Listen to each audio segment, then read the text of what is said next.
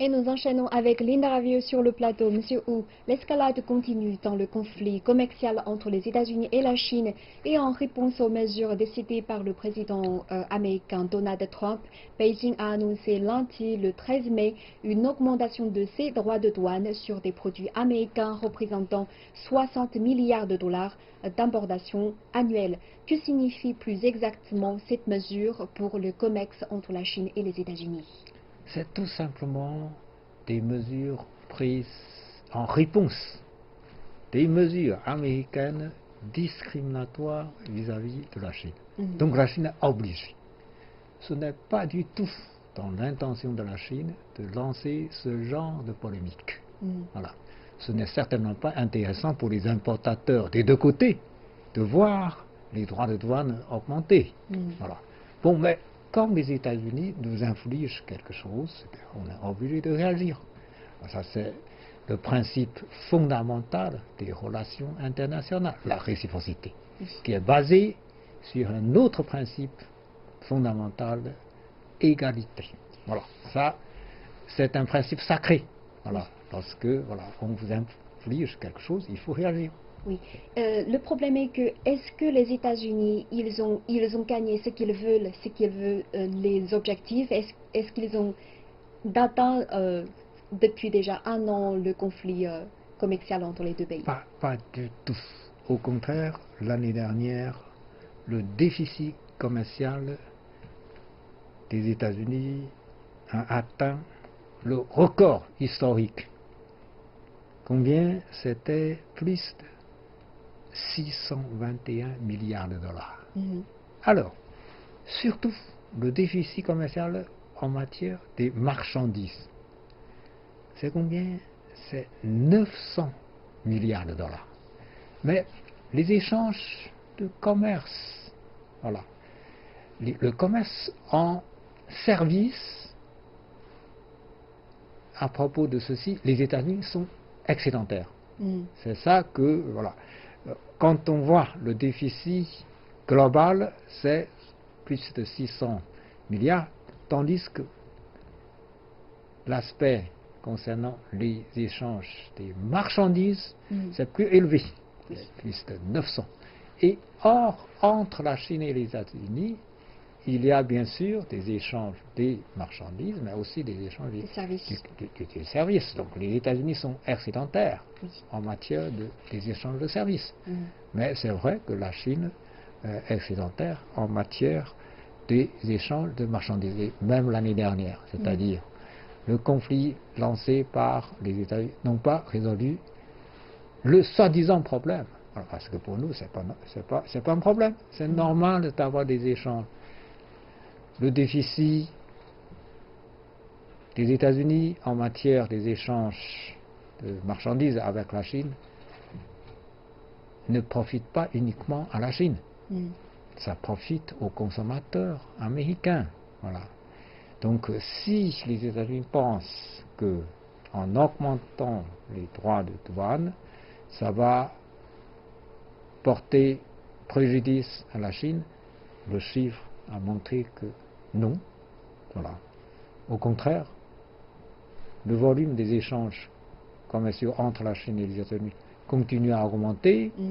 Les États-Unis continuent à avoir un déficit, mais pour la Chine reste toujours un partenaire important pour les États-Unis et que vice-versa, les États-Unis restent toujours un partenaire important pour la Chine. Donc la raison, ce serait de coopérer, voilà, promouvoir la coopération qui profite aux deux parties. De nouvelles négociations visant à mettre un terme à cette guerre commerciale entre les deux pays se sont achevées la semaine dernière à Washington sans que les deux plus grandes puissances soient parvenues à un résultat. Pouvez-vous nous faire un point sur le parcours de ces négociations entre les deux grands pays qui a commencé il y a déjà un an? C'est très compliqué, ou bien c'est très simple, c'est-à-dire simple parce que voilà, les deux parties ont voulu négocier. Les deux équipes de négociation ont beaucoup travaillé. C'est compliqué, c'est que à chaque fois, au moment où on croit arriver à un accord, 2 jours après ou quelques jours après, les États-Unis font le volte-face. Et à la surprise de tout le monde, ce sont voilà, des volte-face totalement étonnants. Il faut souligner qu'il s'agit déjà de la 11e cercle de négociation cette fois-ci. À plusieurs reprises, on était tout à fait prêt à signer un accord. C'était pratiquement bouclé. Et bien, brusquement, voilà. Je crois que les États-Unis ont voulu jouer un petit jeu, voilà, psychologique. Mais ça ne sert à rien, parce qu'on a montré les chiffres. Ça ne sert à rien. Au contraire, ça fait s'ouvrir énormément les importateurs américains. Voilà, parce que c'est à eux de payer les droits de douane. Oui. Alors, peut-être les initiateurs voilà, de l'augmentation des droits de douane pensent que ceci pourrait obliger les importateurs américains à se tourner vers d'autres fournisseurs que les fournisseurs chinois. Mais la réalité, c'est qu'ils n'ont pas beaucoup de choix. Voilà. La Chine fournit plus de 60% des produits de consommation quotidienne aux supermarchés américains. Voilà. Donc, c'est pas voilà, une politique raisonnable. Est-ce que c'est possible de dire que les États-Unis et la Chine, ils sont irremplaçables l'un pour l'autre dans certains domaines? Vous savez, les États-Unis, c'est la plus grande économie du monde. Oui. La Chine, c'est la deuxième. Et d'ailleurs, la Chine représente un marché, aujourd'hui, je crois, c'est le plus grand marché déjà du monde. Avec un grand potentiel aussi. Avec 1 milliard, pratiquement 400 millions de consommateurs qui ont un pouvoir d'achat important. Oui. Voilà, c'est pas le nombre qui compte, mais c'est le pouvoir d'achat. L'année dernière, c'est plus, voilà, de 160 millions de touristes chinois qui ont sillonné le monde entier. Vous avez cette potentialité. Et le chiffre n'a jamais cessé d'augmenter. Voilà, vous avez donc un pouvoir d'achat des Chinois qui ne cesse d'augmenter, qui représente un marché énorme.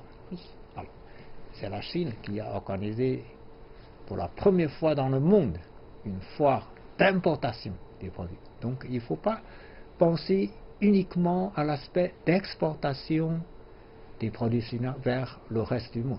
Il faut penser que aussi la Chine, c'est un marché qui absorbe une très grande quantité des exportations des produits de tout le reste du monde vers le marché chinois. Voilà, ça c'est très important. Une phrase pour conclure cette partie. Quelle est l'orientation des relations commerciales entre les deux pays selon vous? Encore davantage de négociations ou bien arrêt de négociations? La raison veut que les deux parties doivent continuer à négocier. Mais ça dépend des États-Unis. La Chine veut toujours négocier parce que ce n'est pas la Chine qui a lancé la polémique. La Chine ne veut pas du tout un conflit, ou une querelle, ou un litige avec quiconque.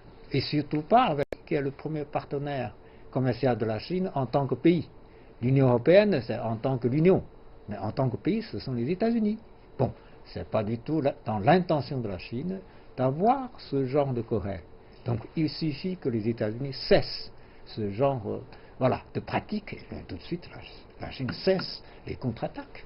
Et donc les négociations sont possibles, mais on verra les résultats. On verra, ça dépend des Américains. Merci beaucoup d'avoir participé à notre discussion.